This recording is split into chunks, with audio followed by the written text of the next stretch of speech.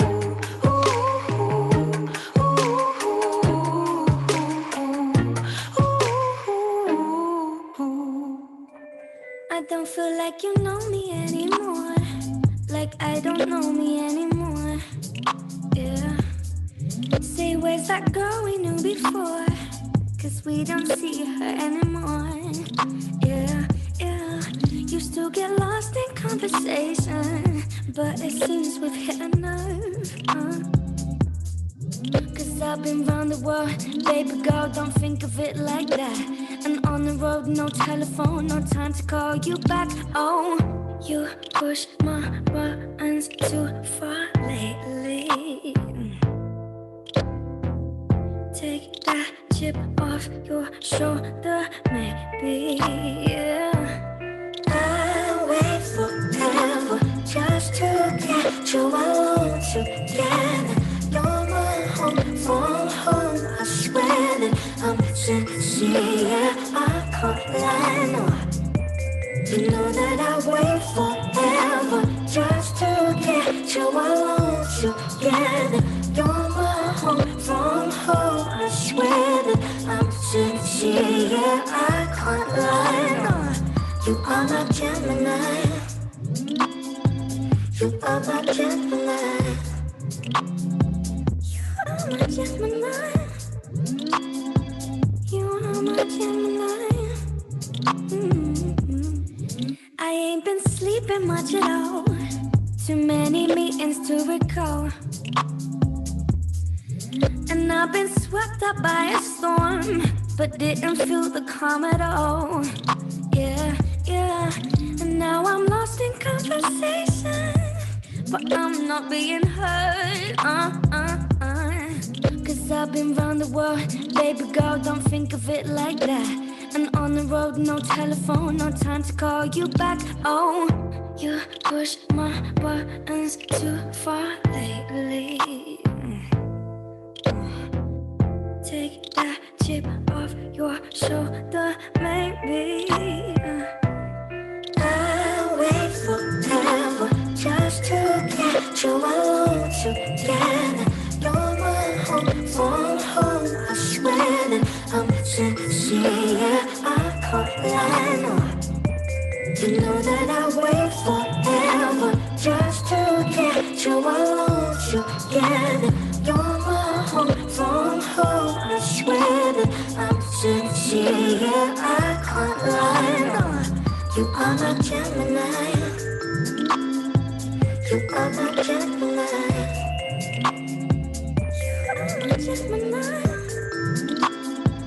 Gemini. You are my Gemini.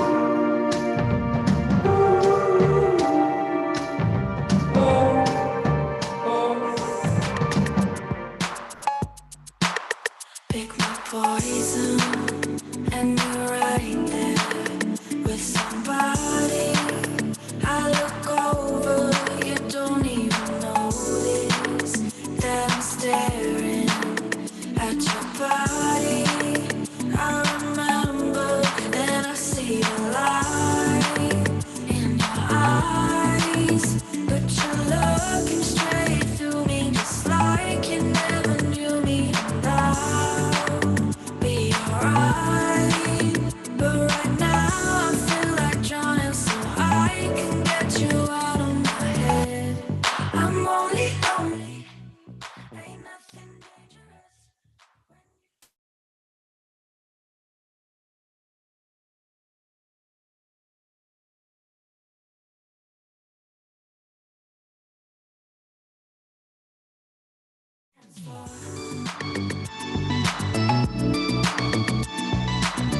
With every sip I need you, it's a heartbreak on the dance floor. With every sip I need you, it's a heartbreak on the dance floor. Now, music playing, but it's silent in the corner. I wish you would notice. Can't you see me? 'Cause I'm begging one last time. Wanna see the light in your eyes, but you're looking straight through me, just like you never knew me.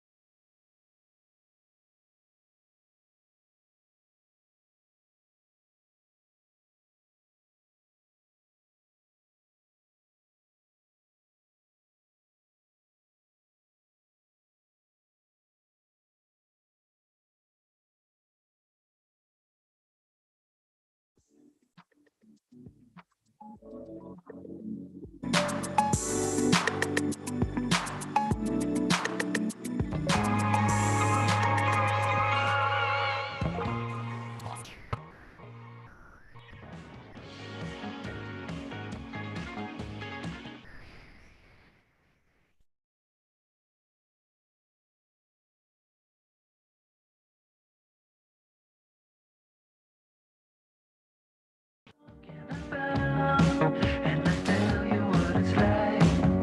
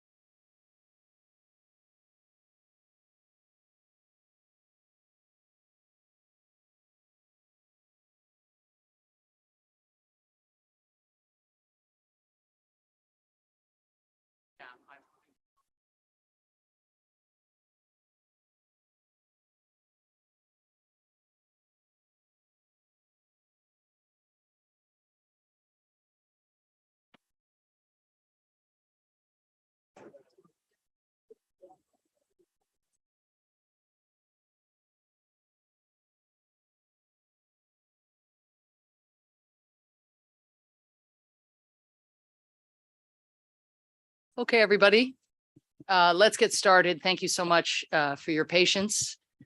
Gotta love the UN General Assembly traffic. I think we have the Vice President of Tanzania will be joining us imminently. He is making his way here from a meeting across town. We are referring to this as the Inspiration Summit because this is a room filled with prospects for reform and filled with hope. Each of the countries that we have with us gathered have inspired us, have inspired President Biden with their determination to push ahead and try to create a freer, more just, and more equal society in their own nation. Often they are pushing against strong headwinds, against really difficult legacies and inheritances. We know some combination of patience and impatience is required, both on behalf of the leadership and of the people in the countries represented here. But already the leaders gathered have repealed laws that had been designed to punish opponents. They have pursued cases against corrupt officials and helped return resources to their people. And they have initiated reforms designed to spur their economies and again, build more just societies. Together, and you see this powerful cross-regional representation, they have demonstrated that despite all the gloomy headlines that we are each inundated with every day, and some very worrying trend lines globally, citizens everywhere still crave governments that respect their rights, are responsive to their voices, and keep their hands out of other people's pockets. That's kind of basic.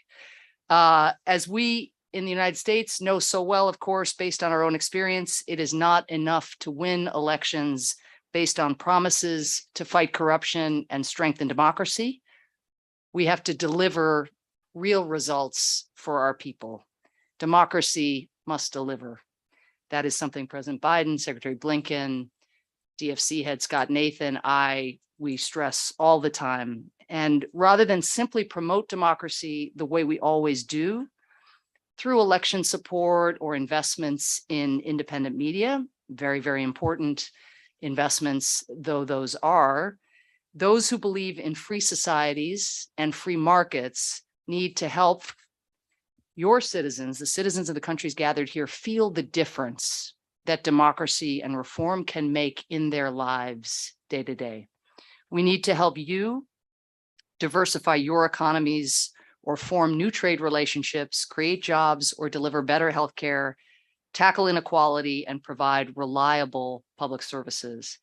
And that's why we've convened everyone here today. Unlike your typical democracy event at the UN General Assembly, we have foundation heads, we have business leaders, we have leaders like our perennial ally, Liz Schreier of the US Global Leadership Coalition, who hustles everyone there is in support of worthy causes, and the chairman of the US Development Finance Corporation, Scott Nathan, leaders whose investments and support can help unlock growth and demonstrate tangible progress that builds on the reforms that you are trying to deliver for your people.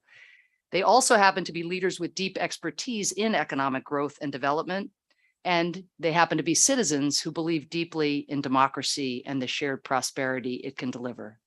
And to kick off what I know will be a fascinating and productive conversation, we have none other than the Secretary of State, Anthony Blinken, who has worked with President Biden in championing these issues for his entire career, first Senator Biden, then President Biden. And he is, of course, engaged in the diplomatic speed dating that many of you are engaged in. So we are very fortunate and very grateful, Mr. Secretary, that you are here as a lifelong champion of democracy, human rights, and the rule of law, as a friend to any leader who prizes the welfare of their own people over their power and the perpetuation of that power. And it is, again, on the basis of that CV, rather than the CV with which you are perhaps more familiar, it is on that basis that the Secretary has chosen to be with us today. But more than that, that he, in his diplomacy every day, is trying to steer attention, resources to the bright spots, to those of you who are seeking to deliver tangibly for your people. So with that, Mr. Secretary, thank you for joining us, and thank you for your leadership day to day on this important cause. Thank you.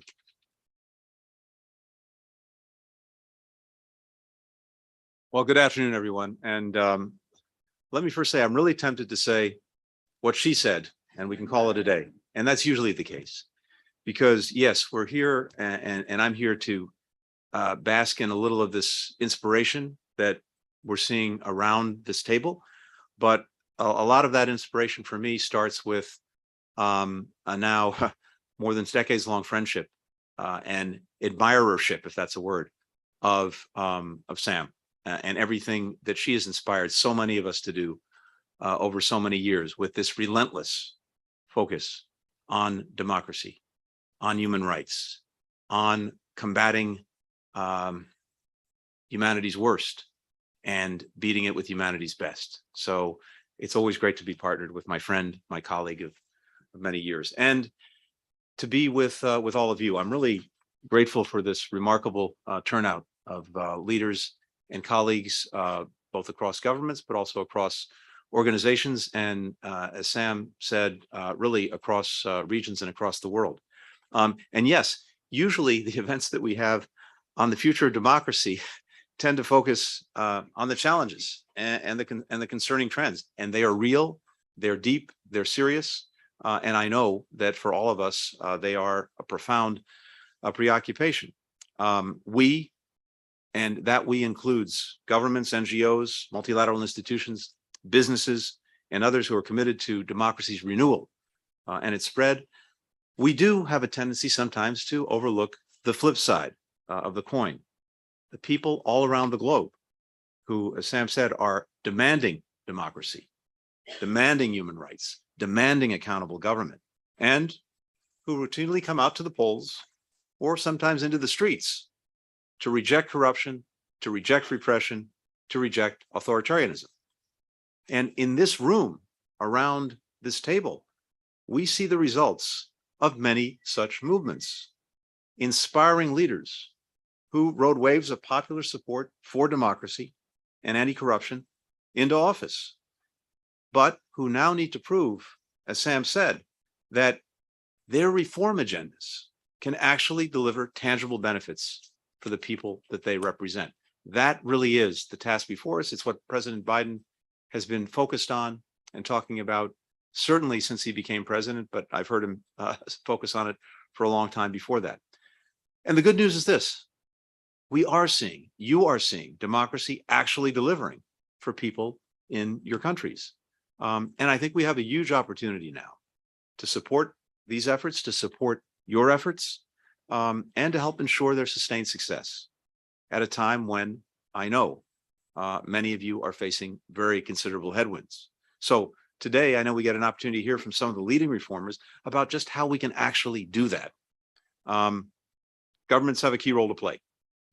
At last December's Summit for Democracy, President Biden announced the Presidential Initiative for Democratic Renewal. We've committed about $425 million to follow through on the commitments that were made.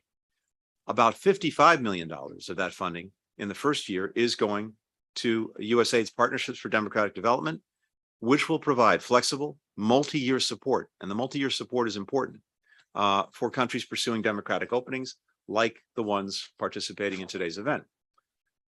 But government is necessary, but it is not sufficient. We need others to step up with us, including the private sector, which has an abiding stake in fostering stronger democracies. Transparency, anti-corruption, rule of law, all of these, you know this, create a more level playing field for businesses to compete.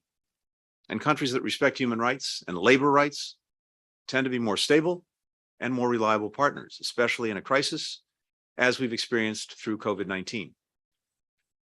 The private sector, in turn, has extraordinary expertise in many of the areas where emerging democracies need the most support. And we'll hear about some of those today, like Vodafone's efforts to improve maternal health in Tanzania.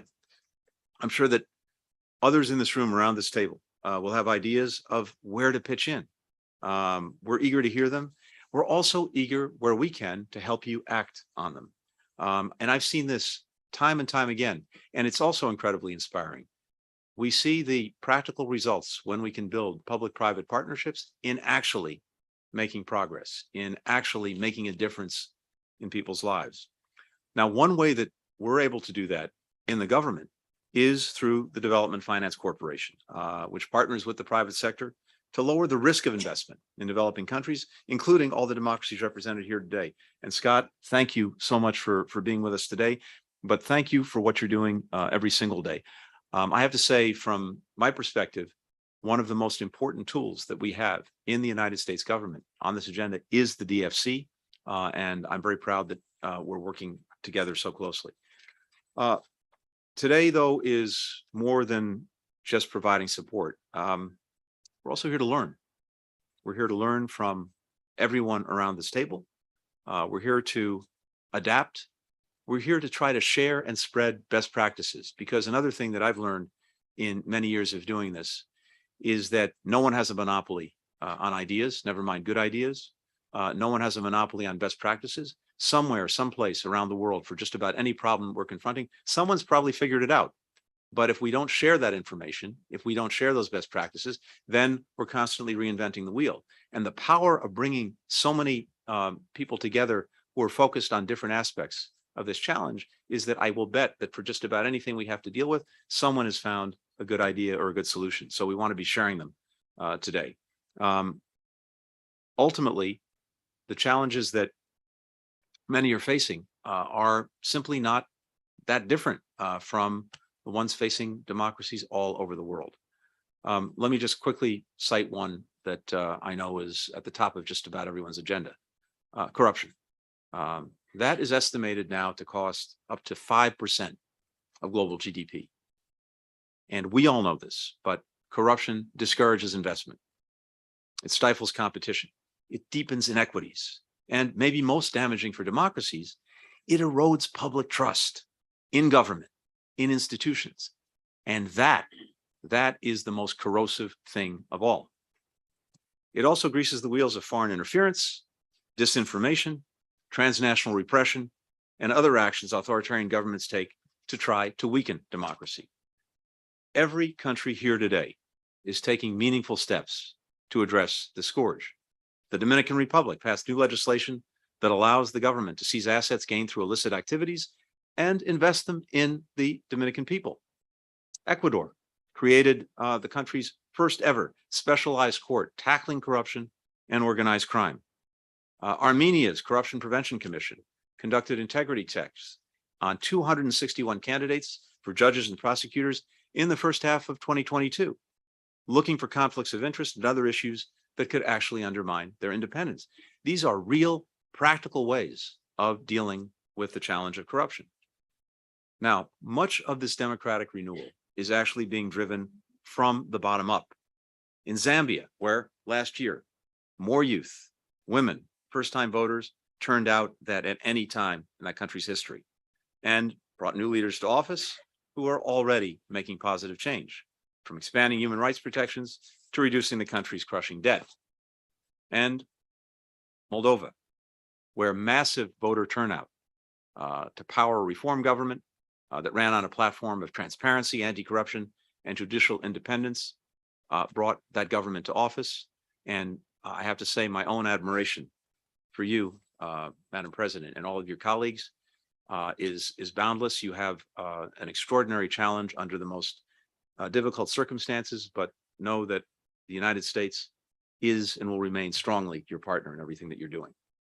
Of all the reasons to be optimistic about this progress, the enthusiasm of citizens may be the most inspiring and ultimately the most consequential.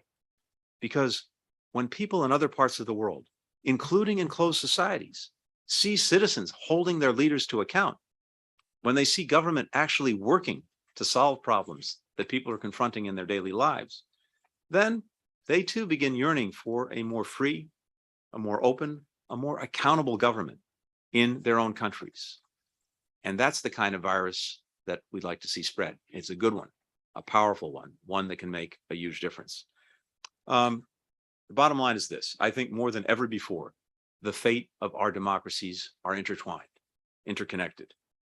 The more vibrant, resilient democracies that we can foster by our side, the more we will be able to do what we're all here to do, which is to deliver for our people, for our fellow citizens.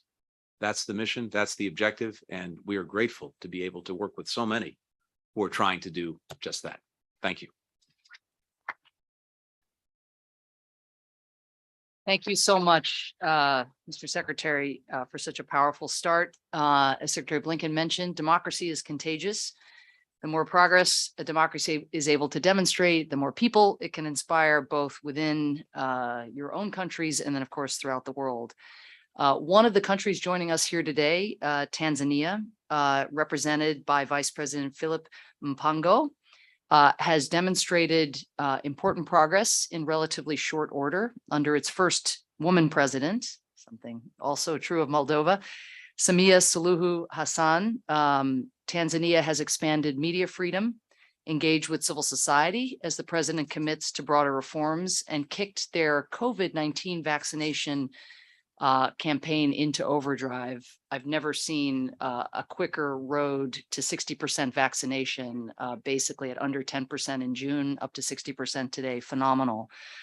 That ability to rapidly scale improvements in global health is the key to an exciting announcement that we are about to hear from Vodafone's Chief External and Corporate Affairs Officer, Joachim Reiter.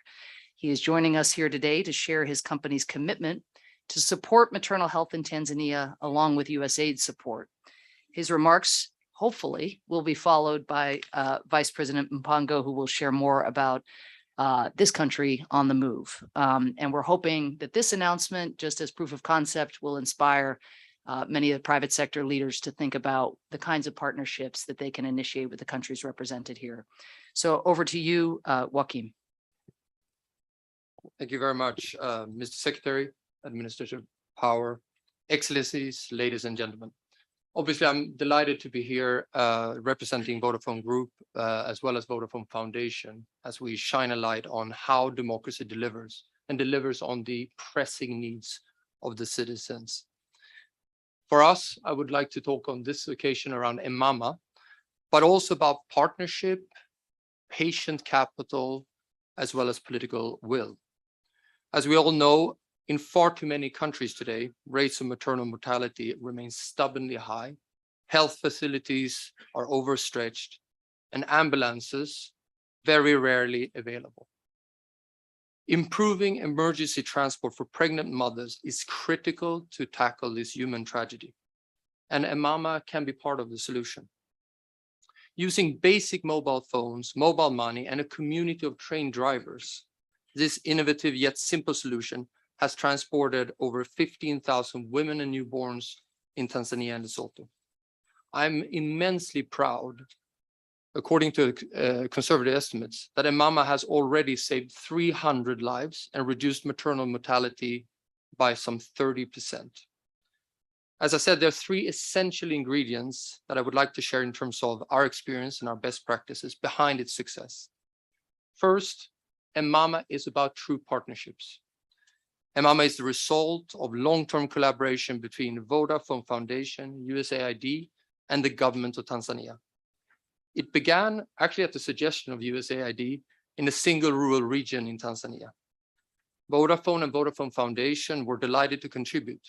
We, of course, bring connectivity, but also the transformation power of mobile money, as well as philanthropic funding. Secondly, Mama is about patient capital. Vodafone Foundation, with USAID support, provided patient capital to pay for the careful development of this system together with regional government leaders. The solution in the original region is now entirely sustained by the local transportation budget. Looking at a national scale for Tanzania, once created, we estimate that the running cost would only be $2 million per annum. But it takes time to build scalable, sustainable, and affordable solutions. And the patient capital of USAID was critical behind Mama. Thirdly, Mama is about political will. The innovation that businesses like ours can bring is insufficient without the vision and decisive actions of dynamic political leaders endorsing democratic principles. In this regard, we are deeply indebted to Her Excellency, the President of Tanzania, and to the Honorable Vice President. In April, Her Excellency, the President, launched Mama, but she also challenged us all as partners. She wanted to go beyond our original intent of covering 50% of the territory to deliver nationwide rollout. We are actually immensely grateful for her courage, strong support, leadership, but also her challenge to us. And today I'm delighted to announce that Vodafone, through its foundation, is taking up the challenge that Her Excellency, the President of Tanzania, put to us. To confirm, together we are committing an additional 15 million to expand Mama in Tanzania and beyond. We are committed in assisting the government of Tanzania in delivering the President's vision for the life-saving Mama emergency service to be operational in every region by the end of 2023. The work on the ground has already begun and is on track, using M-Pesa where possible as the payment platform. This is in addition to the commitment already made in Lesotho, where we're partnering with the government and will reach 100% of the country by next March. Lastly, we look forward to expanding Mama beyond these two countries. Today, I can announce that working with our Safaricom colleagues, we have jointly committed funds that will enable us to offer development of Mama to the government of Kenya. Now, to conclude, none of this would have been possible without partnership, patient capital, and true political will. We are truly proud for the collaboration with USAID and the US government, and we look forward to continue working with the USAID to create more partnerships and solutions with governments across Vodafone's footprint, but also beyond in whatever way we can contribute. This is part of our social contract and our commitment to support visionary leaders. Thank you very much.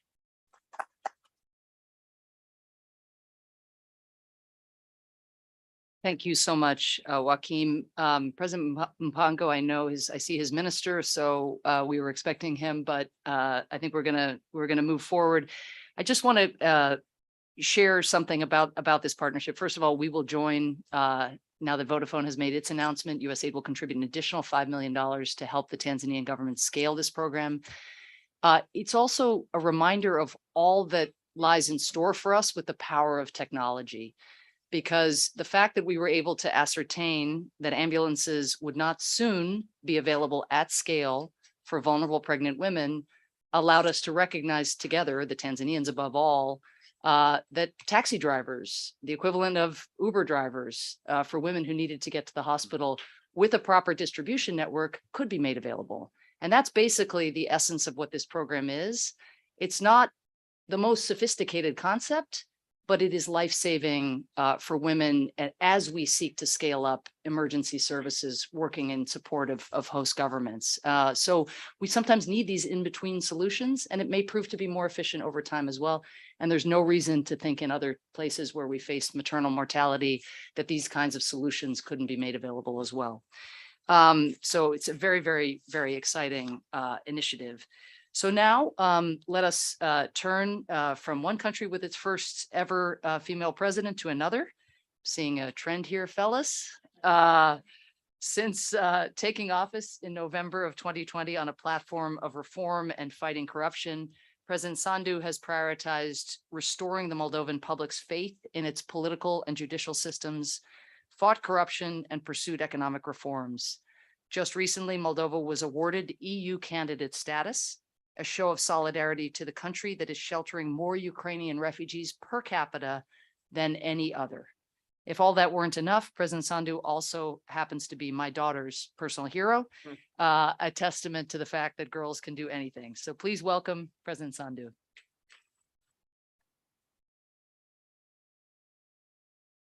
Thank you very much, dear Secretary of State Blinken, the Administrative Power. Ladies and gentlemen, thank you for convening this event, and thank you for the opportunity to speak about my country, Moldova.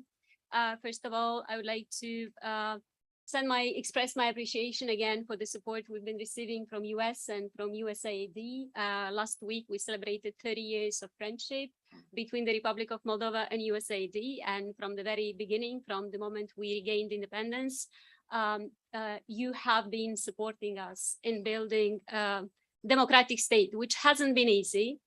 And unfortunately, there are lots of internal challenges, but more recently, extreme external challenges, I'll call them. And of course, I'm referring to the war in Ukraine, the war of Russia in Ukraine. But Moldova has been struggling to build a democracy for 3 decades, and we have been going back and forth. One lesson that we have learned from transition was that you can't consolidate democracy unless you have economic results. This is extremely important. And of course, we're still struggling to build a sound economy, but that's not easy. At the same time, we have managed not to allow any authoritarian regime to set in and to, we have managed to change power through peaceful elections. And I think this is quite an achievement for our region. I started 10 years ago as Minister of Education, and of course I was interested in promoting reforms, but then I realized that I had to fight corruption first within the education sector before implementing any other modernizing reforms. While I was fighting corruption in education together with my team, and we actually managed to achieve results in the first year in the office, we managed to reduce by half the amount of informal payments, while in other sectors they were going up. In other parts of the government, people were stealing huge amounts of money. For instance, there was a banking sector fraud in the amount of 12% of GDP, just one corruption scheme. You can imagine what it means. So, of course, you don't have the credibility to fight corruption in education, trying to teach kids that it's not good to cheat, it's not good to pay money for your exams, while you have these huge corruption cases. So that's when we realized that we have to show to people what democracy means. By that time, because of poor governance and because of so much corruption, some people in Moldova got to believe that democracy is to be blamed for corruption, for poverty, for migration. And of course, this was the wrong conclusion. So we decided to start the party from scratch and to actually show what real democracy is. That was not easy. For 4 years, we were building a party which could afford to pay just one employee because we just didn't have the money. We were honest people, but we were trying to show that honest people can also become politicians in a country like Moldova. So as I said, everybody else had to do voluntary work for several years.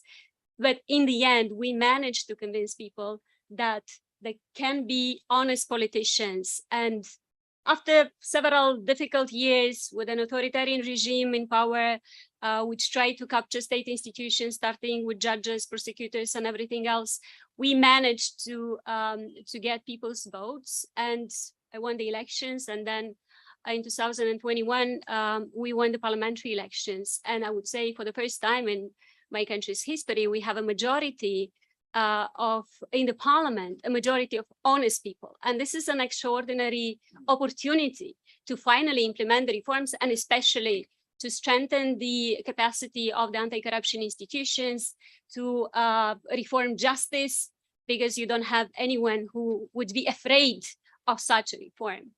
When we got to power, the only thought I had, the only wish I had was that we will not have any external challenges, big external challenges, so that we could focus on the internal challenges.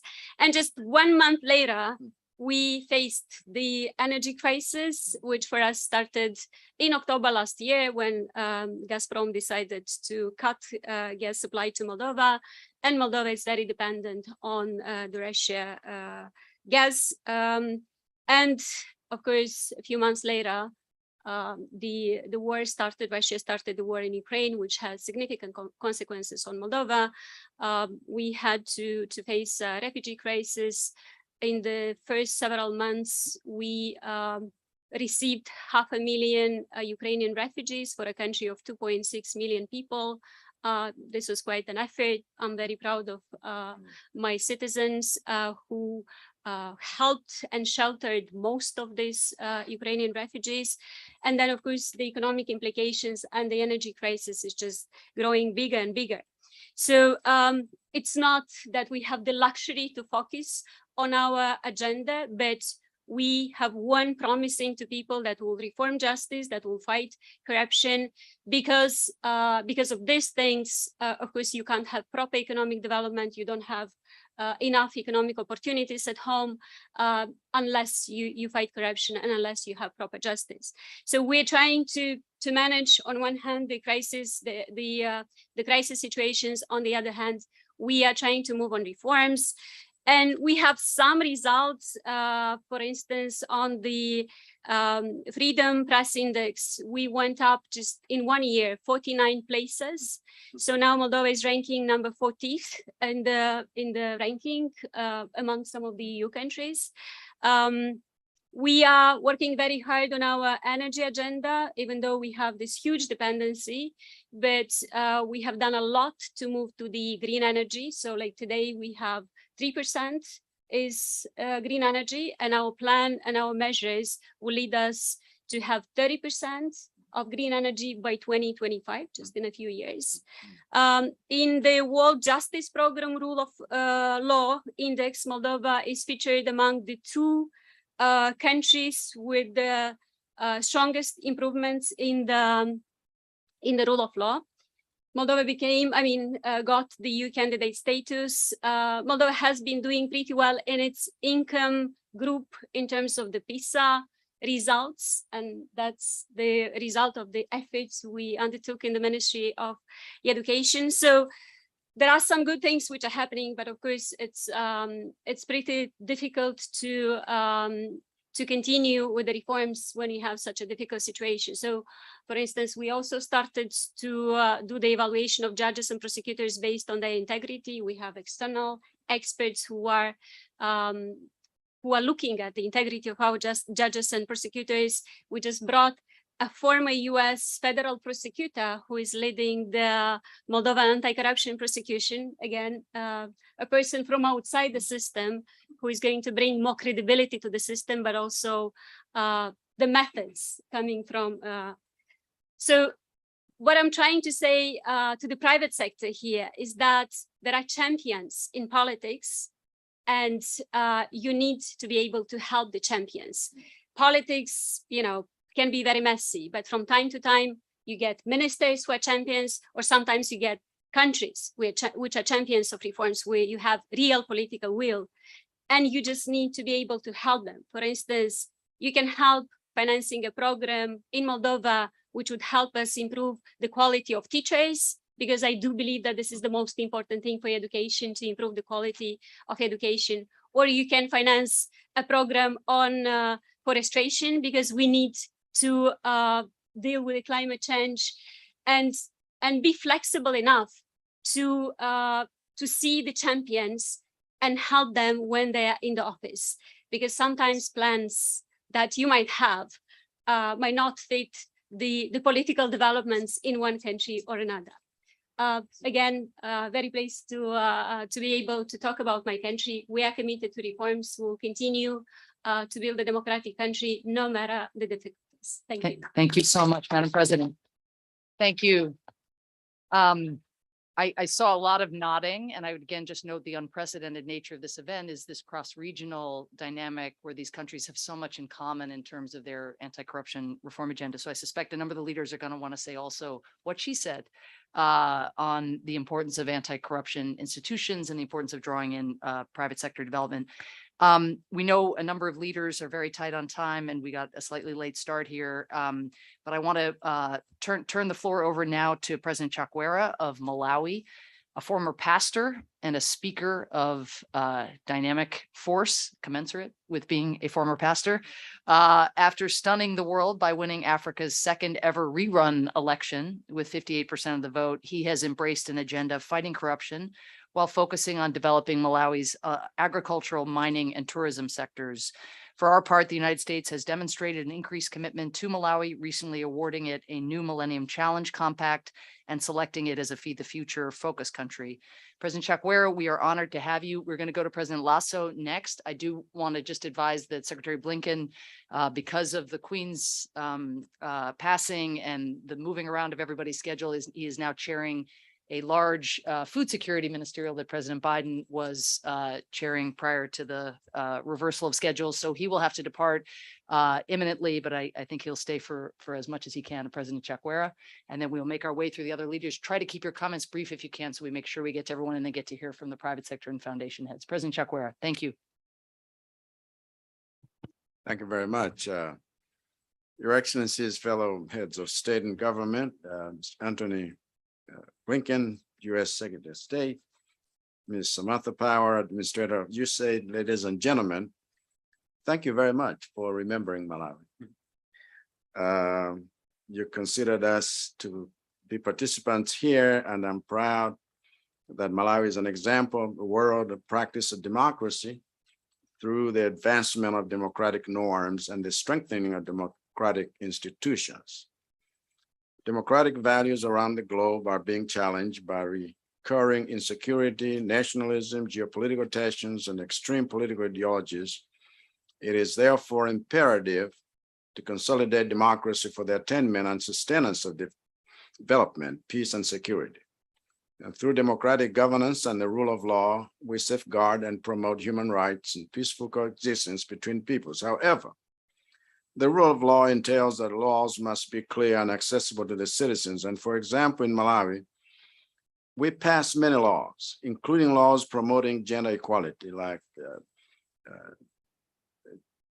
Gender Equality Act for public appointments. And I myself have appointed many women to senior public positions, including 40% of cabinet posts to women, 40% of heads of foreign missions, head of the civil service, head of the Anti-Corruption Bureau, head of the Financial Intelligence Agency, and head of the police service. The challenge is to ensure that even non-state actors follow this law and this practice. As such, we plan to publish the requirements and translate them into 4 main local languages to enhance accessibility, but we welcome support and resources for sensitizing stakeholders on these measures and monitoring compliance. I've just given an example, one law, but there are so many other laws to help consolidate democracy that require adequate awareness. Beyond the traditional means of awareness, we would like to ensure that information is available on digital platforms, and we therefore welcome support towards the setup of digital infrastructure and human capacity for this purpose. My government is also reviewing laws and curriculum to respond to people's needs. In addition, we recently passed laws that establish a special court of financial crimes to ensure that cases related to such crimes are expedited.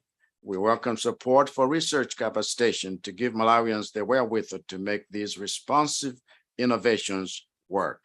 Similarly, we have passed laws for the establishment of International Commercial Arbitration Center, which will be responsible for dispute resolution, because having a variety of dispute resolution mechanisms strengthens democracy. In this context, I'm also proud to share that in June 2021, Malawi became the 167th contracting state to the New York Convention, a key instrument in international arbitration. Crucially, we have begun the process of reactivating Malawi's membership in the Open Government Partnership, which is critical to enhancing transparency, good governance, and our stance against corruption.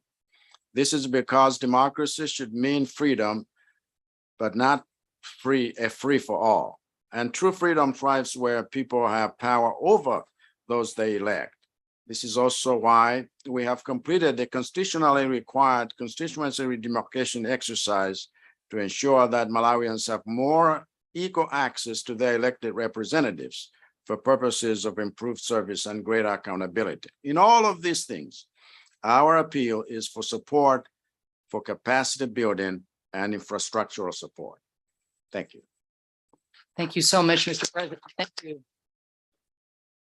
And I will say there are many common themes, but one of the things one hears in engaging civil servants and ministers, as well as heads of state, is this capacity point, the human capacity and the need for support of that nature, which USAID tries to provide. But again, foundations could really be helpful here as well. Next, we return to this hemisphere and to one of Latin America's brightest COVID-19 rebound stories. In April of last year, the people of Ecuador elected Guillermo Lasso, a former banker and opposition candidate, to take the reins of an economy hit hard by the pandemic. He quickly achieved his top goal to fully vaccinate 50% of his population in the first 100 days in office, and is now focused on ambitious goals to reduce malnutrition, improve security, a major challenge, and foster more equitable growth in Ecuador. President Lasso, it is our privilege to hear from you next. Thank you.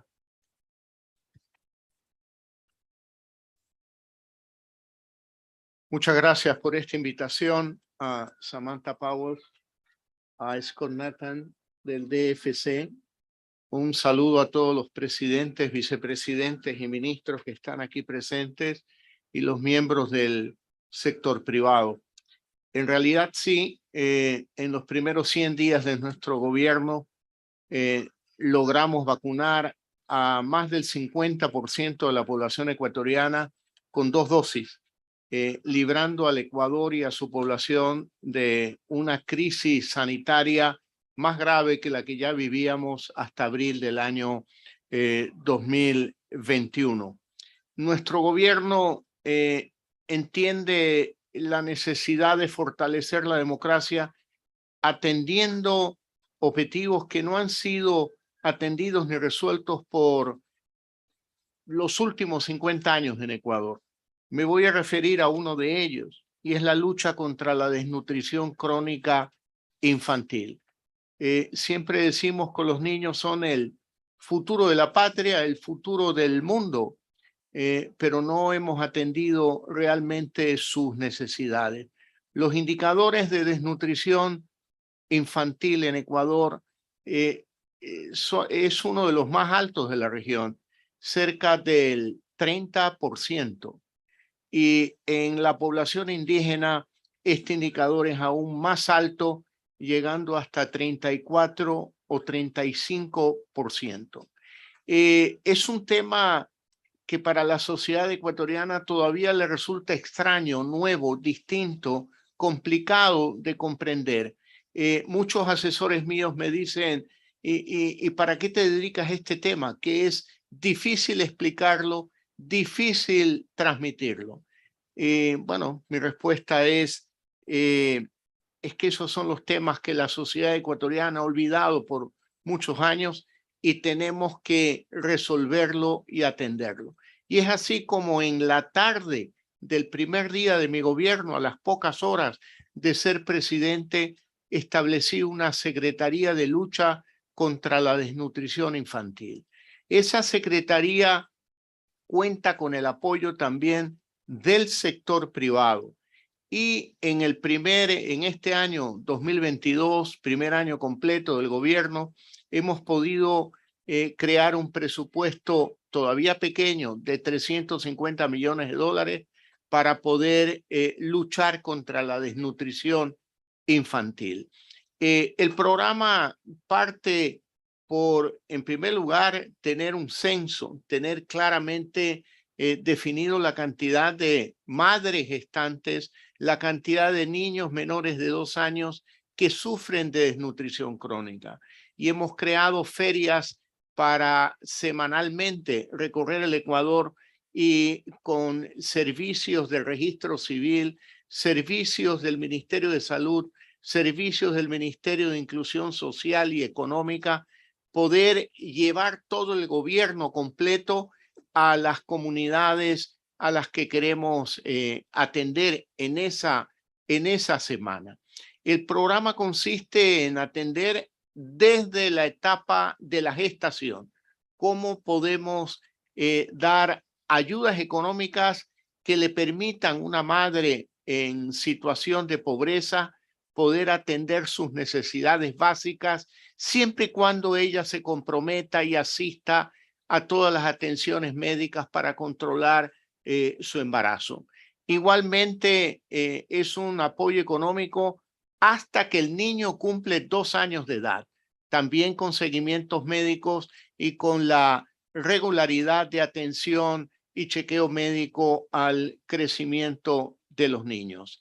Este es realmente un programa bandera de mi gobierno y es un programa que tiene por objetivo, como lo he explicado, atender un desafío que no ha sido atendido por los gobiernos en el Ecuador, al menos en los últimos 50 años.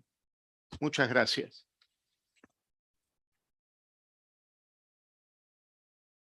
Thank you so much, Mr. President. I do want to encourage the speakers to be as succinct as possible, just because we want to make sure we can hear from the private sector and begin to make some of these connections. So you've heard the acronym UNGA or UNGA, but there's another acronym around town. It's HH. Do you know about HH? Okay, HH is the president of Zambia, Hakainde Hichilema, the man that millions of Zambians came out to support, delivering him a 20-point landslide victory in his campaign for president. That was after he spent years in the opposition with 15 arrests, I believe, and months spent in a maximum security jail. He personally overcame poverty to put himself in this position, initially to become one of Zambia's wealthiest people, having been born, I think, in a mud hut. Since coming to office, he has fought to reduce inequality, crack down on corruption, expand media freedom, and strengthen civil liberty. His administration has also managed to do something that we can all envy, which is cut inflation from 25% to 10%. So I suspect people will be interested in your secrets. Ladies and gentlemen, please welcome President Hichilema. Thank you. Thank you very much. Really, just to acknowledge the heads of state and government that are here today, and the Secretary of State who just left, but thank you for being present. USAID is Samantha Powell, Development Finance Corporation Chief Executive, distinguished ladies and gentlemen. Since we assumed office just about a year ago, Zambia is making enormous strides as a democratic country, from a heavy-handed regime just 14 months ago to really a country that is probably moving very fast, faster than many expected in terms of democracy. We who assumed public office to serve the people are very aware of our people's expectations, and we're working very hard as a team to meet our people's expectations, aspirations. We are walking the talk in many respects, principles of good governance, which include one, and we're focused on these issues, an aggressive and impartial fight against corruption. Corruption is a tax. Corruption is a thief, steals school desks from kids, takes away medicines from hospitals, and it has to be fought. And we're doing just that. Restoring the rule of law is very important, and just general law and order, which was basically, which had broken down in the years past, and that in public places, sometimes innocent citizens got, tagged, got beaten. There's nothing of that since 1 year ago, basically across the country. 3, we're enabling the media freedom and other civil liberties, very core to a democratic country. 4, amending laws that constrain democratic space, such as the Public Order Act, a colonial piece of legislation, which clipped our own campaigns. We are now amending it to create freedoms for our people. Basically, it's a law that has been called defamation of the president, which has been used to stifle space, opposition. We are taking that out. More importantly, for this platform, we are ending the death penalty completely, and we're just amending the laws to that effect.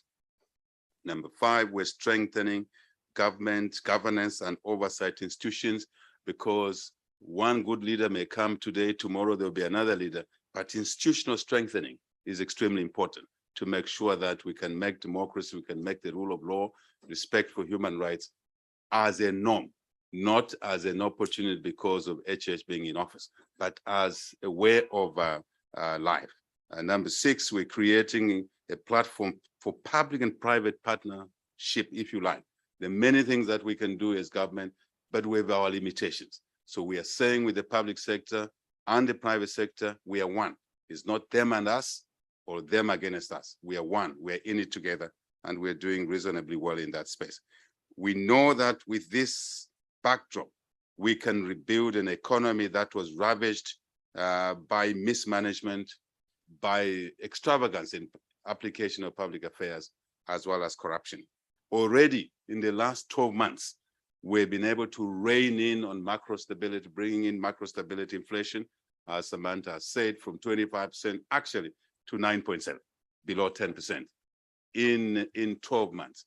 Under COVID-19, under the war in Ukraine, which pushed out 3 things: fuel prices, 1, 2, food prices, 3, fertilizer prices. But we've been able to do that through a dedicated effort.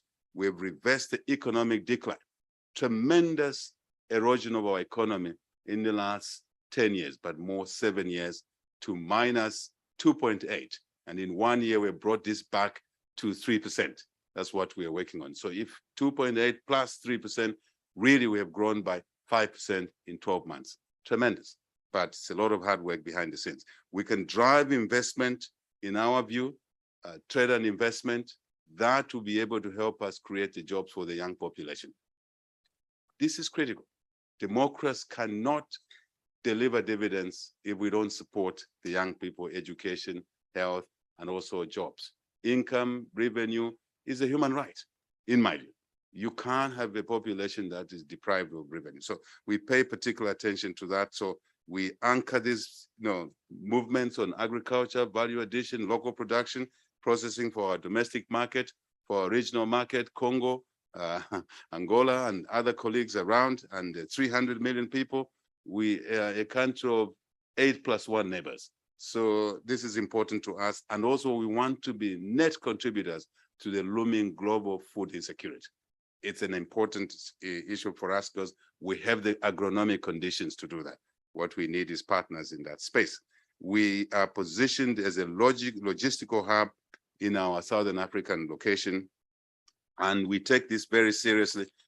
People in our country used to complain all the time talking about being landlocked. We don't want those complaints anymore. We are land linked, and I think we have a great opportunity to work with all of you.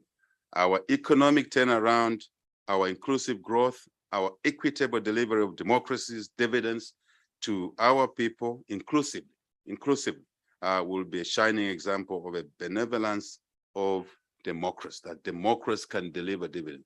Otherwise, we can't sustain it. And democracy right now on our continent is under threat, very, very seriously under threat. We invite you to partner with us to foster our strong economic and social growth agenda. And I think that we are willing and very available to learn from others. And we've been doing that since we came here last year. Now, another year we're here. We're looking forward to share the experiences of many of you who have done well in your own countries. No need to reinvent the wheel where we can avoid that. I really thank you for your attention. We're grateful for being present here, and the invitation is really most appreciated. Thank you very much. Thank you so much, Mr. President. We have three more speakers from the Dominican Republic, Nepal, and Armenia. I'd ask you to be as brief as you can be. We had President Abinader from the Dominican Republic was planning to come, but unfortunately, tragically, because of Hurricane Fiona, first of all, let me say that our hearts are going out to the people of the region who are dealing with this. He has stayed back to shepherd the Dominican Republic's response. But it's worth stating, as I'm sure Minister Alvarez will speak to, but Dominican Republic has become the second fastest growing economy in Latin America, on track to reach high income status by the end of the decade. And we have seen in President Abinader the election of somebody crusading against corruption deftly managing a return to growth following COVID while investing in infrastructure, expanding access to affordable housing, and fighting, as so many are here, economic inequality. Over to you, Minister Alvarez. Thank you very much, Samantha. Appreciate your calling this meeting, and to all of the heads of states. President Abinader sends his warm regards and regrets not being able to be here today. President Abinader, our government came into office in August of 2020. The very first item on the agenda was fighting COVID. Fortunately, vaccines started to arrive in March of 21, and very soon in the summer 21, we were able to reopen the economy. That led to, in 21, a economic growth of 12.3, of course, after a contraction of 6% in 2019. But this year, it is slated to grow at 5.5. As Samantha said, President Abinader's and our government's, one of the main items on the agenda was stamping out corruption through prosecuting anyone found guilty and not allowing impunity to continue. And independent prosecutors was essential. He appointed all of the prosecutors at arm's length. They are all recognized to be highly competent and autonomous prosecutors. And also one of the main items on the agenda was creating public-private partnerships. We have decided that the private sector must work together, and that has been one of the main items on the agenda. So looking forward to the next 2 years, what are the items on our agenda? One is police reform. Unless police is reformed, given the structural constraints and cultural traits that we have inherited, it will take a while. Fortunately, we are collaborating with the United States precisely on this issue. Another one is transforming our energy matrix. Today, only 20% are renewables. So we are concentrating on that area, as well as strengthening what we have formed, 3 countries, Costa Rica, Panama, and the Dominican Republic, formed in this year in New York. The presidents formed the Alliance for Development in Democracy, believing that like-minded democracies that respect human rights should be visible, and that you should not have to create problems in order to attain the attention. So we have already shown that, in fact, the 3 countries originally, if we added and became 1 country, 20 million individuals, we are the United States' 3rd trading partner. With Ecuador, that just joined recently, we aim to pass Brazil as your trading partner. So we matter, and democracies are important, are fundamental, as has been said, under threat, but we can certainly continue to believe that hope is there and that utopia can be a reality. So finally, thank you very much. We're working with you together, also through CARICOM, the Dominican Republic. We have an agenda on food security, energy security, and accessing financing, which is one of the main issues today. Thank you. Thank you so much, Minister Alvarez. Over now to the Armenian Foreign Minister, Ararat Mirzoyan. Armenia has become known in some places as the Caucasian tiger. And that is because Prime Minister Pashinyan has worked to attract foreign investment, including to free economic zones for high-tech industries. He's also seeking, again, to tackle corruption, strengthen the rule of law. We welcome the Foreign Minister here today. We know it's a very difficult time in Armenia and for the Armenian people, given the flare up again in conflict with Azerbaijan. But thank you for being here. And again, if we could keep the comments brief, I want to make sure we get to the private sector. Thank you, Mr. Minister. Thanks so much, Administrator Power, honorable heads of states, ministers, excellencies, ladies and gentlemen. It is an honor to represent Armenia at today's Democracy Delivers event. Over the last 3 years, Armenians, overcoming seemingly insurmountable odds, have chosen democracy over authoritarianism, and we've done this twice. The first time in 2018, following the non-violent democratic revolution and the subsequent free and fair snap elections. And the second time in 2021, following a devastating war, when Armenians went to the polls again, casting their vote in devotion to democracy and rule of law, and making sure that the democratic agenda in Armenia is irreversible. Indeed, democracy is a never-ending process. Today, we can rightly claim that in Armenia, democracy continues to thrive. The rule of law reigns supreme. Human rights and fundamental freedoms are respected, and the government launched an uncompromising fight against corruption. And the establishment of anti-corruption courts, which Samantha Power mentioned, is only one of the steps that we undertook in this direction.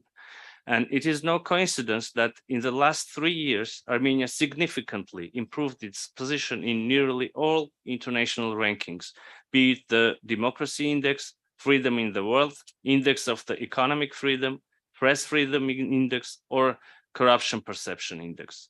In the current environment, when many companies have to close their regional offices due to the sanctions against Russia, we stand ready to host you, all the businesses in Armenia, where they can find not only a qualified workforce, but also free market and rule of law, which is a crucial point. Ladies and gentlemen, after the 2020 war unleashed by Azerbaijan, there was a big debate in Armenian society about whether democracy means less security. And today, as we see, this is not only a topic for debate in Armenia, but also globally. For me, the answer is clear. Values and devotion to democracy cannot be compromised. Our beliefs cannot be threatened. We need to stand together without false equivalencies or balancing acts. Lack of energy or food supplies can be replaced, but lack of democracy cannot.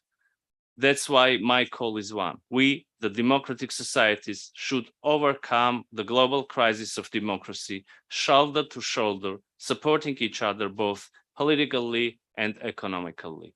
And I thank you for your attention. Thank you, Mr. Minister. Thank you.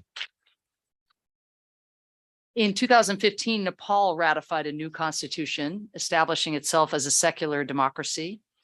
Under the leadership of a new prime minister elected last year, Nepal is working to reform its civil service, improve its electoral laws, clamp down on gender-based violence, and protect refugees and marginalized populations.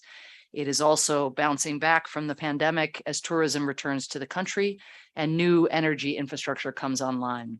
I'm pleased to welcome Foreign Secretary Bharat Raj Paudyal to speak next. Thank you, Mr. Minister. Thank you, Madam Administrator, Excellencies, President, Vice President, Honorable Foreign Ministers, leaders of corporate world and foundations, distinguished ladies and gentlemen. Madam Administrator, I am honored to deliver this statement on behalf of the Right Honorable Prime Minister of Nepal. He was willing to join UNGA this year, but preparation to the democratic elections back home did not allow him to leave the country at this stage. I thank you for convening this event and for inviting us. For 29 million peace and freedom loving people of Nepal, democracy is not just a condition. It is an idea, an act, and a way of life. It is an idea of harmony, tolerance, and coexistence. It is an act of socioeconomic transformation, and it is a way of life with equal rights ensured to one and all. Democracy did not come easy for us, though. Our struggles and sacrifices for freedom, rights, and dignity tell an epic story. Over 70 years long democratic struggles after successive setbacks culminated in 2015 with the making of an inclusive and democratic constitution by the people's elected representatives. This was also a successful culmination of our homegrown peace process that transformed armed conflict into peace and democracy. The Constitution of Nepal recognizes all universally accepted democratic principles, guarantees proportional representation and participation of all sections of our society in all spheres of national life. It makes mandatory at least 33% women's representation in federal and provincial parliaments and 40% at the local governments. The local elections held in May this year resulted in increased representation of women, youth, and different disadvantaged groups. We are now preparing for second cycle of elections for federal parliament and provincial assemblies on 20th of November this year. Nepal has a vibrant civil society and community of human rights defenders functioning freely for empowering people and promoting human rights, good governance, and the rule of law. With the political issues settled, our fight now is against poverty, underdevelopment, and backwardness.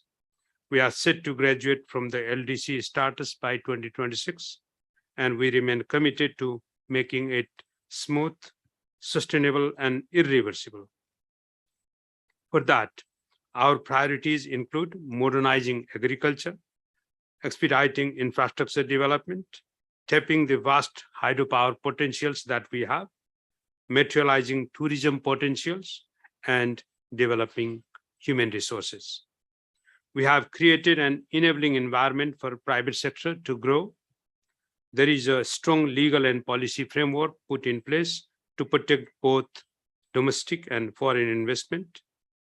With the provisions of tax concessions and holidays on several priority sectors, our income taxes are among the lowest in the region. Our development model is based on sustainable and climate resilient pathways. We have submitted ambitious NDCs with a plan to decarbonize our economy in all sectors. We aim to reach a net zero scenario by 2045.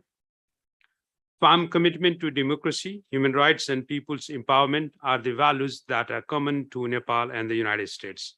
This year, our two countries mark the important milestone of 75th year of diplomatic relations, 60th year of USAID cooperation, and 61st year of Peace Corps volunteer services. Nepal believes that democracy delivers to the people because we focus on tri-directional outcomes of democracy, that is peace, human rights, and development. I thank you. Thank you so much, Mr. Minister. I'm going to turn the floor now imminently here to the head of the Development Finance Corporation, Scott Nathan. I know there's a lot of enthusiasm in the private sector to partner with DFC, a lot of enthusiasm in the countries. Before I do so, I just want to give a quick minute to the Vice President of Tanzania because he missed his speaker slot, but we do very much want to get to the private sector. So maybe just quickly, what are your reflections on what you've heard, Mr. Vice President? I hope there's just one little piece of paper there and not multiple. No, I'm teasing you. Go ahead. Honorable USAID Administrator, Excellencies, ladies and gentlemen. Well, thank you first for the opportunity to be here. Her Excellency President Samia Suluhu Hassan came into office in March of 2021 following the death of our former president. And I must say, she has ably put Tanzania on a fast track towards a transformative development, basically on all fronts. And if I may mention quickly, our key priorities have been on health and education, agriculture and agribusiness, food, rice production, maize, fertilizer, quality seeds, mining and manufacturing, horticulture, climate change, targeting adaptation and mitigation, as well as tourism. But to do that, the focus has been on reforms to strengthen economic and democratic governance, sort of to give breathing space to the private sector, to improve the business environment, simplifying the fiscal regime, undertaking legal reforms, as well as supporting partnerships. And in this journey, we have benefited a lot from partnership with USAID. And I want to take this opportunity on behalf of my government to sincerely thank USAID for its support, including the just announced shared commitment between USAID and Vodafone Foundation to commit $15 million to improve maternal health, particularly on emergency transportation of our pregnant women. This is very important. We call this program M-Mama. In a country where we are losing about 4,000 women annually because of pregnancy complications, we are losing 40,000 children dying at early age. This is a very big support that we would want to appreciate. Thank you, Madam. Thank you. Thank you, Vice President Bongo. Thank you. I now just turn the floor very briefly to Scott Nathan, CEO of the Development Finance Corporation, a critical tool in the toolbox to expand public-private partnerships. Go ahead, Scott. Well, thanks so much, Samantha. And I know we're behind schedule, so I'll try to be brief. But I also want to join in thanking all the leaders here today that have shown a steadfast commitment to democracy. It's so important. So I'm speaking on behalf of the U.S. International Development Finance Corporation. We partner with the private sector to mobilize investment into projects that improve people's lives. And we provide financing through loans, insurance, equity, political risk insurance, as I mentioned, and technical assistance. And I just want to skip right to the examples of how we work with each and every one of these countries here today, and just briefly touch on that. It's because democracy and investment climate go together hand in hand, whether it's governance and transparency, high standards for due diligence, for environmental, social, labor issues, democracy and investment go together. So we're proud to work with all of you. In Armenia, we partnered with Gavi to increase vaccine availability. In Ecuador, we're investing in long-term health security. In Malawi, we just closed a major investment in the renewable energy sector. We're working with small business in the Dominican Republic. We're partnering with private business to expand access to safe water in Zambia and food. And we're supporting innovative businesses in Tanzania to improve cargo transportation and logistics. We invested in an equity fund that's supporting companies in Nepal in the healthcare, renewable energy, and the technology sector. And in Moldova, we're working in the agricultural sector and the energy sector to help your businesses there. So these are just some examples of the type of investments we can do with your democracies. We look forward to working with each and every one of you to drive more investment with the private sector into your countries, to give you sustainable financing, to give you an alternative to other offerings. We know we can do more. We should do more. We want to do more. So we look forward to working together and hearing your ideas. Thanks very much. Thank you so much, Scott. I'm going to turn the floor over to Liz Schreier, but just know that USAID's missions, who are in all of your countries, you can consider them preliminary ground games, ground partners for determining how to bring DFC in and to expand on what's been going on. We have a field presence that services what DFC does, and we're very, very eager to use it. And then as soon as there's a sense that there's a bankable deal or something worth pursuing, then Scott sends in the big guns from Washington or from the region. And so we're eager to accelerate the pace at which DFC is able to make a contribution on the ground. Spoken like the vice chair of our board. So thank you. Yes, indeed. Hopeful to accelerate. Okay, over to you, Liz. All right, thank and you. thanks for everyone's patience. Thank you for everybody's patience. Thank you, Administrator Power, Secretary Blinken, I know had to go for this convening, but also I have to say on behalf of all of us for your steadfast leadership on the world stage at this critical moment. To our international guests, Your Excellencies, I think on behalf of all of us, how honored we have, not just for your words today, but for your actions. And I think you have inspired all of us. So I have the privilege of taking the next 15 minutes to lead a conversation. Thank you for those who can stay for just a little bit. And I just want to tell one story that I think kind of grounds the private sector intersection of the inspiration in a little different place than being at the UN General Assembly, because I want to just connect this to the heartland of America. And I think it's the intersection between what we just heard and what we're about to have a conversation about. About 2 weeks ago, I was in the middle of our country in what the USGLC, my organization, called the Heartland Summit. And it's a convening of citizens from 12 states around the country, places like Nebraska, Ohio, Indiana.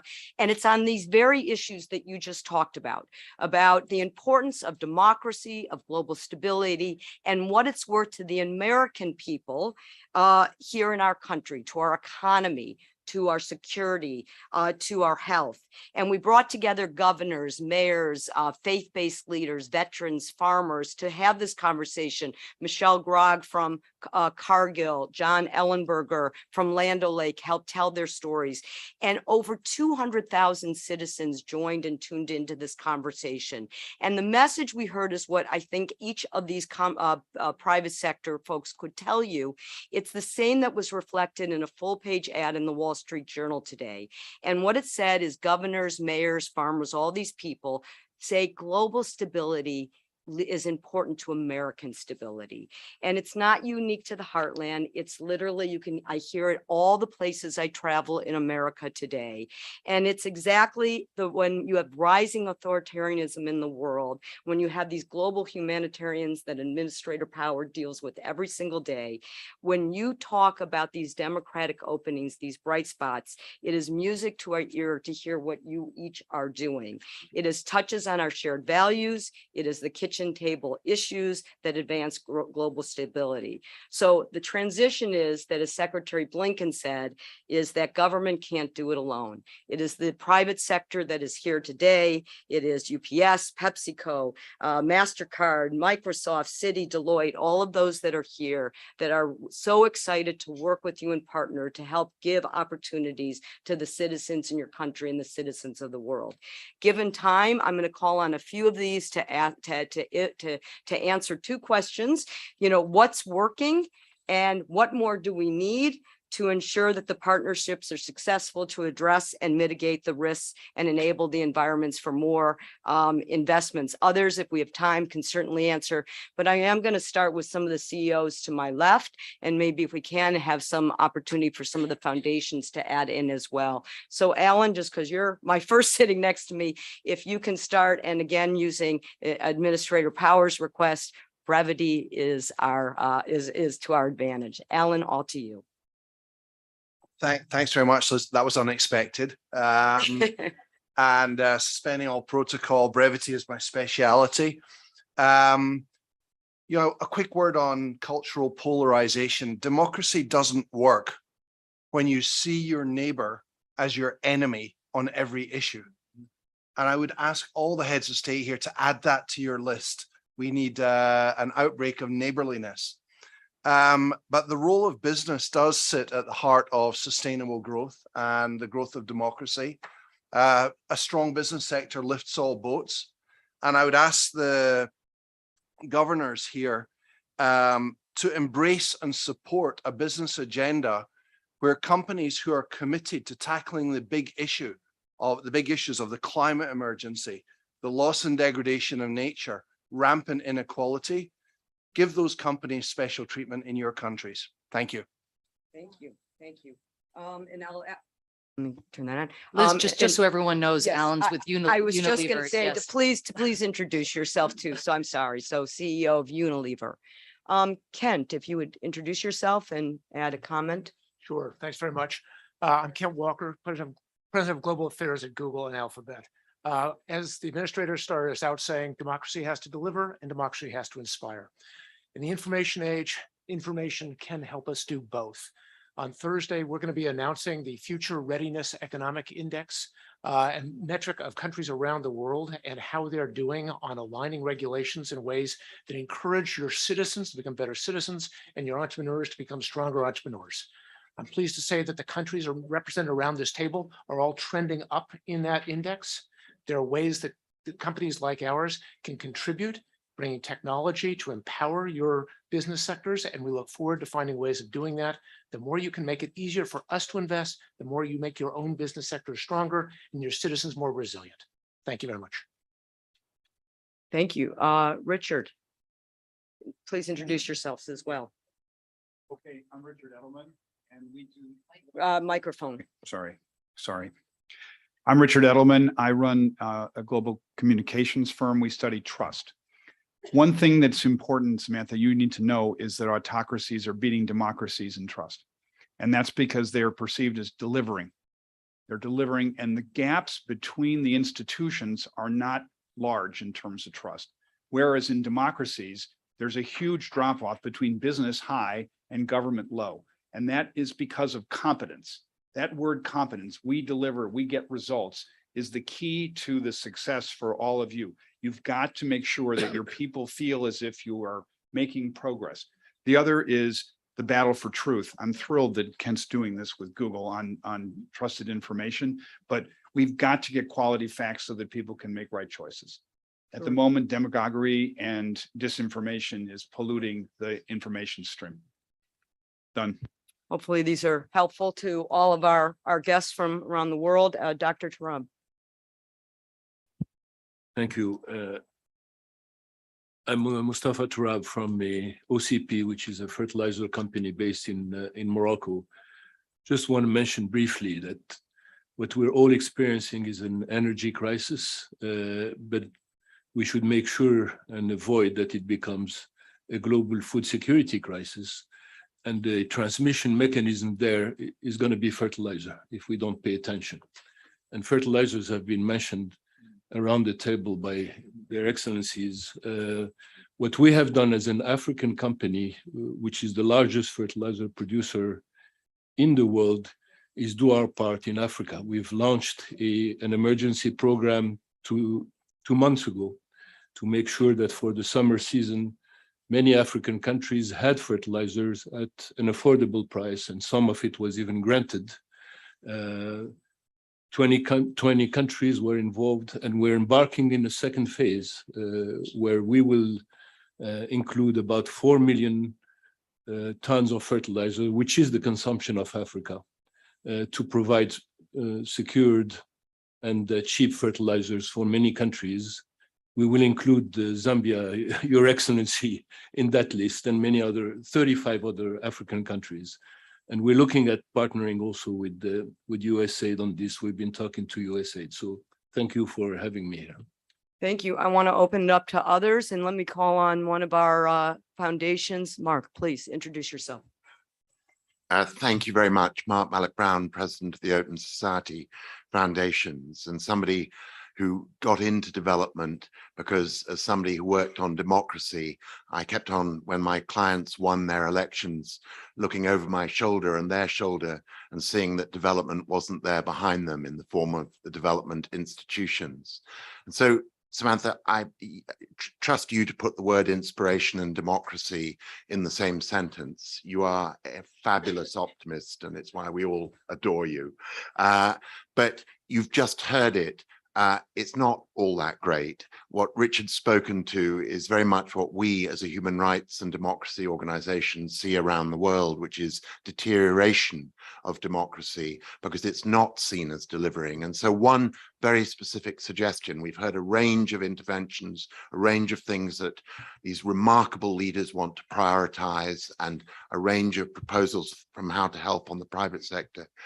We kind of need continuous engagement on this, because it's not enough to just roll out a program for child and mother mortality or other issues of that one-off issues of that kind.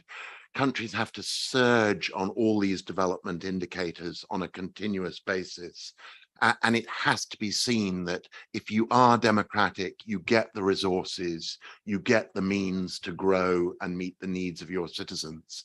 And I would say, therefore, to the two of you, kind of lead on this. Don't frame it as being about democracy versus authoritarianism. Frame it as being about making democracy work, about really helping countries, whatever their political position on other issues, because they're democratic. And I think then you can do something very big and important, but it really requires that day by day nurturing and support to the process, not just one-off programs. Thank you. Let me try to get a few more in. Terrific. Nikki Clifton, if you would introduce yourself, and then I saw Kathleen raise her hand. Hi, good afternoon. I'm Nikki Clifton. I head the UPS Foundation, and I just wanted to put in a word for the value of public-private partnerships and how that can be so influential. So UPS has recently prioritized the delivery of vaccines, and under my leadership with the foundation, we've delivered more than 40 million vaccines to countries, including Malawi.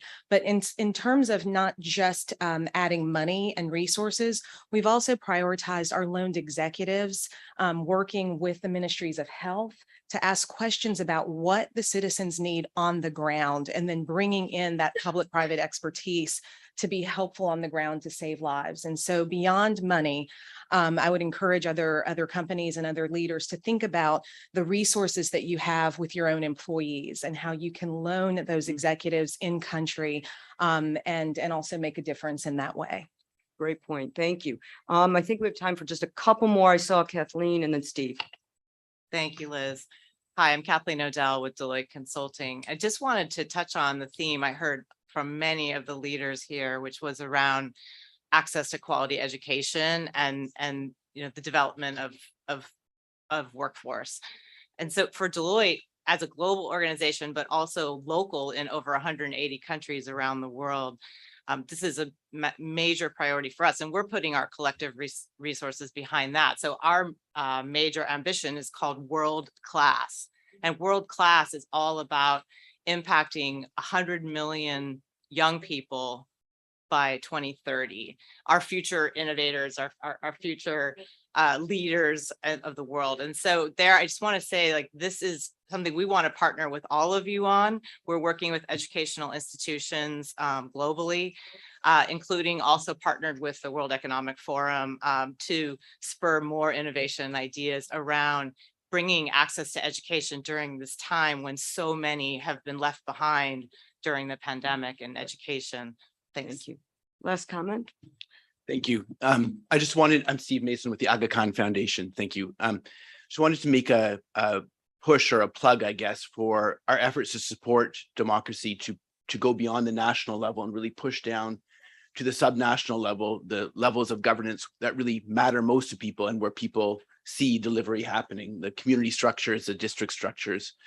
Our experience in this sector has really shown that investing in those are bulwarks against instability and can really demonstrate to people why governance matters. And in doing so, to really think and strategize about how to engage young people in democratic norms and processes. We are seeing across our work that young people are increasingly disillusioned, willing to participate in corrupt processes and activities to get ahead. And we need to figure out how to not only support their economic advancement, but also their position and place in society. Thank you. I think you can tell from just the handful of comments that have already been made. We work with hundreds of businesses, large and small, really thousands across the country, who are very inspired and excited about this conversation that democracy delivers and are anxious to continue and would be open to more and more of the kind of conversation you just heard. Administrator Power, but over to you. Thank you so much. Thanks for everybody for staying. Thank you. I don't think there's blind optimism in the room anywhere. I think people are pretty sober about the global dynamics, but there is a recognition that we have to seize moments of opportunity when they exist. There is a recognition that all of us are citizens, as well as people wearing different hats in our professional lives. And all of us have an interest in supporting those reformers and reform openings when they exist. It's good for business in the long term. It's certainly good for economic development in the long term, and it's really good for democracy in the long term. So thanks to the leaders here for doing hard things within their borders. I see the business cards getting exchanged, so I hope you can learn from one another as well. But we're just getting started and really look forward to drawing more private sector, foundation, and government interest in the tough things that you are doing against difficult headwinds within your countries. Thank you so much, and thanks to all of you as well. Thank you.